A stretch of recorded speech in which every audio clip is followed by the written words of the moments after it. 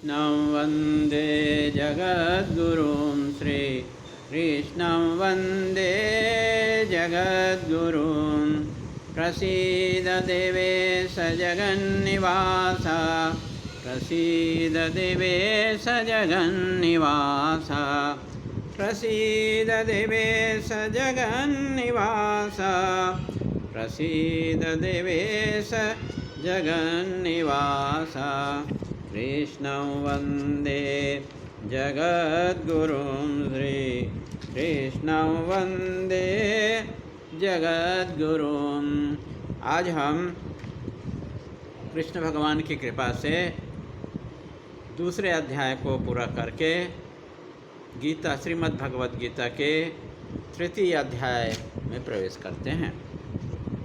तृतीय अध्याय का नाम है कर्मयोग।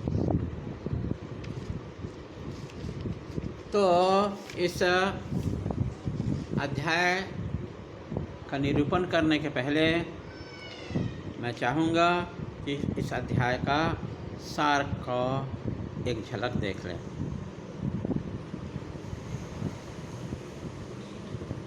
दूसरे अध्याय का सार था कि मुमुक्षु को संपूर्ण संसार को त्याग करके श्रवण मनन और निध्यासन करता हुआ ब्रह्म को प्राप्त करना चाहिए। प्रारब्ध समाप्त होने के बाद ब्रह्म प्राप्त हो जाएगा, ब्रह्म की बोध हो जाएगा। और असंग होकर लोक की रक्षा के लिए परमात्मा अवतार लेते हैं और गुणों को अपने में आरोपित कर लेते हैं। अतः निष्काम कर्म करना ही चाहिए। शास्त्र का मुख्य विषय है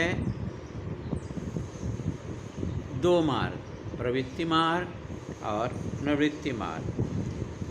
प्रवृत्ति मार्ग है जो कर्मयोगी के लिए, जिसे भगवान ने श्रीमद् भगवद गीता के दूसरे अध्याय के 39वां श्लोक से लेकर के 54 श्लोक में बताए हैं। और दूसरा मार्ग है निवृत्ति मार्ग, जो ज्ञानियों के लिए है। इसे भगवान ने श्रीमद् भगवद गीता के दूसरे अध्याय के 11वां श्लोक से 38वां श्लोक तक के वर्णन किए हैं, उपदेश दिए हैं। और साधना कैसे करना चाहिए, स्थिति प्रज्ञ की साधना कैसे करना चाहिए, ब्रह्म को प्राप्त करने के लिए साधना कैसे करना चाहिए, इस संबंध में वे भगवान श्री कृष्ण 55 से लेकर के 55 से लेकर के 72 श्लोक तक के उपदेश दिए हैं। तो मुख्य भूमिका ये है कि अर्जुन का प्रश्न है कि यदि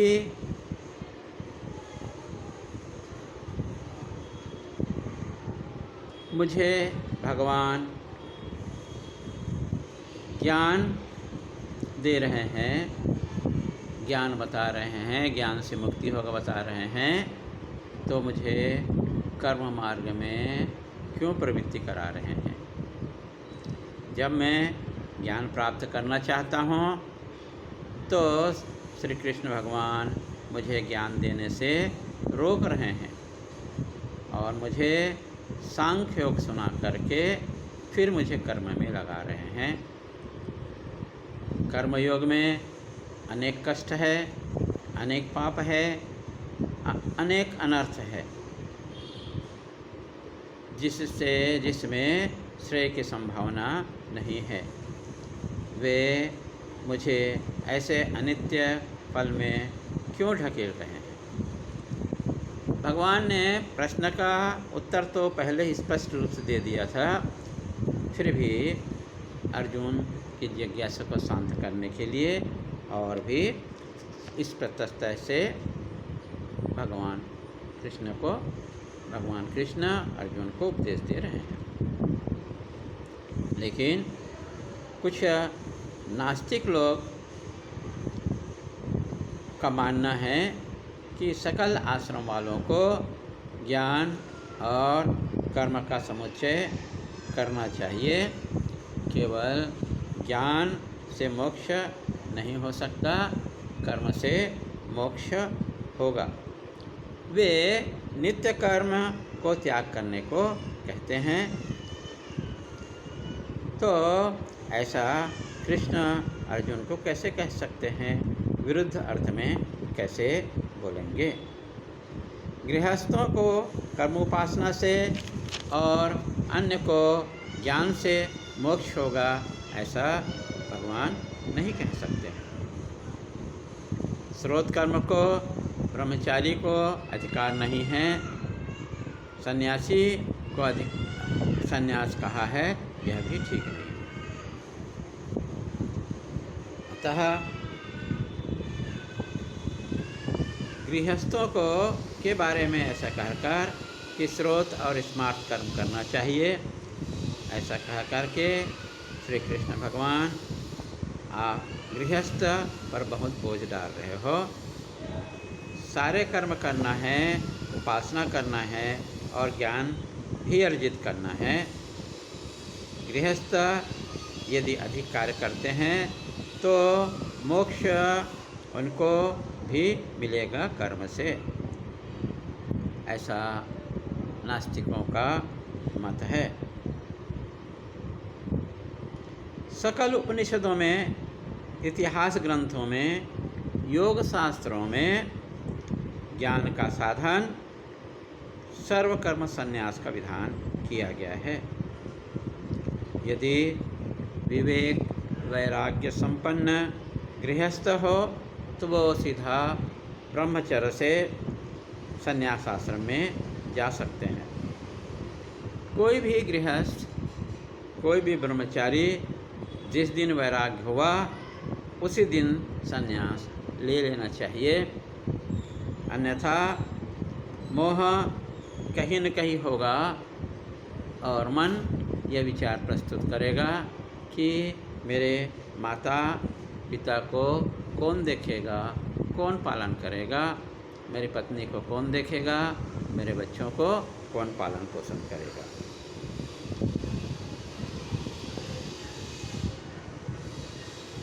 महाभारत के शांति पर्व में कहा गया कि साधना में यदि वैराग्य हो तो पहले धर्म और धर्म दोनों को त्याग दो और फिर त्याग के अहंकार को भी त्याग दो। अहंकार होता है मेरे जैसे कोई संसार में विरक्त नहीं है, इस अहंकार को भी त्यागना है। संसार किसे कहते हैं? जिसमें कोई सार न हो। जब तक के दूर है संसार बहुत अच्छा लगता है। निस्सार बनने के लिए सभी संबंधों को त्यागना होगा, क्योंकि कर्म से जीव बंधा हुआ है और कर्म संकल्प से आरंभ होता है। इसलिए हम सभी को विवेक को जागरूक रखना पड़ेगा। सर्व कर्म मन से होता है, कर्म मोक्ष नहीं करा सकता। इसी कारण नास्तिक लोग कहते हैं कि प्रत्यवाय दोष से नित्य नैमित्तिक कर्म करना चाहिए बचने के लिए। प्रत्यवाय दोष से बचने के लिए नित्य नैमित्तिक कर्म करना चाहिए। पर कहा जाता है कि जैसे अभाव से भाव की उत्पत्ति नहीं हो सकती है, वैसे ही विहित कर्म करोगे तो दुख देगा और ना कर्म करो तो भी दुख देगा। जिस समय में जो कर्म किया जाना चाहिए उसे उसी समय में करना चाहिए। जैसा वर्षा ऋतु में धान बोने का समय है, यदि उस समय आप गेहूँ बोएंगे तो गेहूँ का फसल नहीं होगा। विहित न करने का तात्पर्य है आप अविहित कर्म कर रहे हैं जो दुखदायी है। इसलिए सन्यासी के लिए कोई कर्म इष्ट नहीं है, इसीलिए सन्यासी के लिए कोई कर्म विधित कर्म भी नहीं है। यदि भगवान के द्वारा ज्ञान और कर्म दोनों का उपदेश दिए होते तो अर्जुन यही सोचता कि केवल ज्ञान से मोक्ष हो तो मुझे कर्म में क्यों लगा रहे हैं। ज्ञान और कर्म एक साथ नहीं हो सकते।